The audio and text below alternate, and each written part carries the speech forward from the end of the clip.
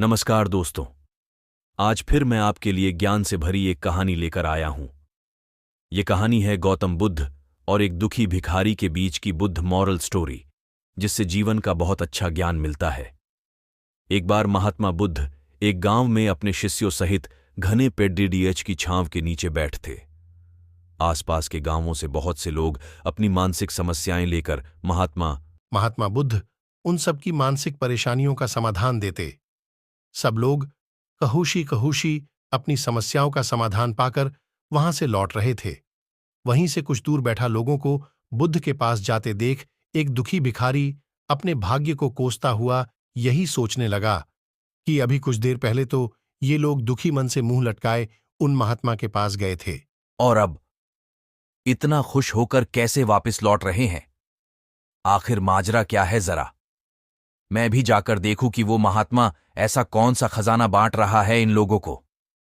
वे इतने प्रसन्न हुए कि उनके चेहरे लाल हो गए।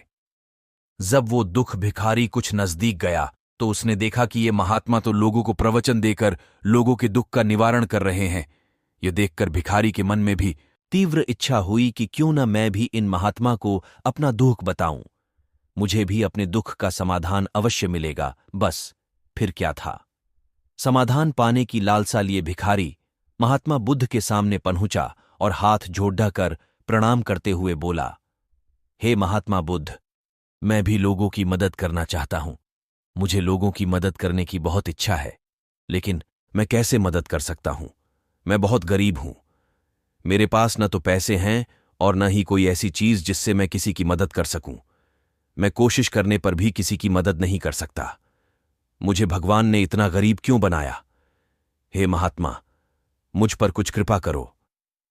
इतना बोलते हुए भिखारी रोने लगा। महात्मा बुद्ध बोले, आप बहुत अज्ञानी हैं, क्योंकि आप अभी तक इस भ्रम में जी रहे हो कि तुम्हारे पास कुछ नहीं, जबकि दूसरों को कुछ देने के लिए तुम्हारे पास बहुत कुछ है। तुम बिना धन और वस्तु के भी दूसरों की मदद कर सकते हो। तुम्हारे पास जुबान है, जिससे तुम मीठे शब्द बोलकर किसी के दुखी चेहरे पर मुस्कान ला सकते हो। इन्हीं शब्दों की ताकत से तुम किसी के भी टूटते हौसलों को फिर से मजबूत कर सकते हो। इन शब्दों की शक्ति से आप किसी के भी मन में सकारात्मक विचारधारा के बीज बो सकते हैं और उसे गलत रास्ते पर जाने से रोक सकते हैं।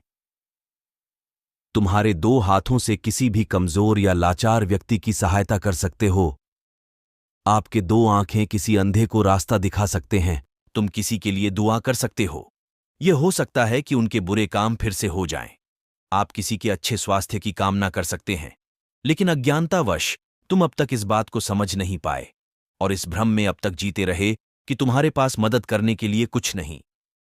किसी की मदद करने के लिए धन और वस्तु का होना अनिवार्य नहीं है। बिना धन और वस्तु के भी हम कई प्रकार से लोगों की मदद कर सकते हैं। महात्मा बुद्ध के ज्ञान से भरे ये सुंदर शब्द सुनकर भिखारी के चेहरे पर मुस्कान आ गई और वह खुशी से झूमता हुआ वहां से चला गया। इस बुद्ध मॉरल स्टोरी से हमने क्या सीखा? दोस्तों, महात्मा बुद्ध की इन बातों से बहुत कुछ सीखा गया। आजकल बहुत से लोग यह सोचकर दुखी होते हैं कि मेरे पास ये नहीं है, बल्कि जो आपके पास है उसी में संतुष्ट रहना सीखें और बिना मतलब के लोगों की मदद करें। इन्हीं से आपको परम सुख की प्राप्ति होगी। तो दोस्तों, ये बुद्ध मॉरल स्टोरी आपको कैसी लगी जरूर बताना।